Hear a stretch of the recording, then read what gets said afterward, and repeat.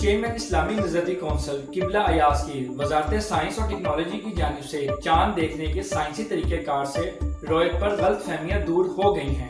اب وزارت سائنس اور ٹیکنالوجی اور اسلامی نظریاتی کونسل نے اکٹھے مل کر علماء اور رویت حلال کمیٹی ممبران کو چاند کی سائنسی رویت سے روشناس کرانے کا فیصلہ کر لیا ہے۔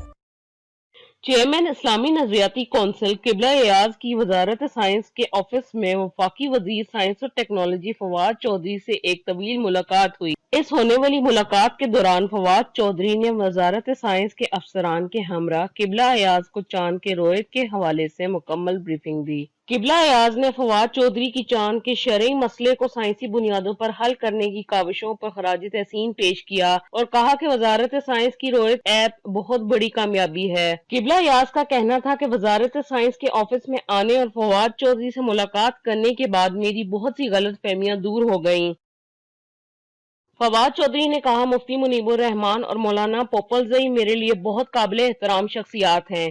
ان دونوں کو وزارت سائنس اینڈ ٹیکنالوجی میں آنے کی دعوت دیتا ہوں۔ اس ہونے والی ملاقات میں اسلامی نظریاتی کونسل اور وزارت سائنس نے اکٹھے مل کر علماء اور رویت حلال کمیٹی کے ممبران کو سائنسی اعتبار سے چاند کی رویت کے بارے میں روشناس کروانے کا بھی فیصلہ کیا گیا۔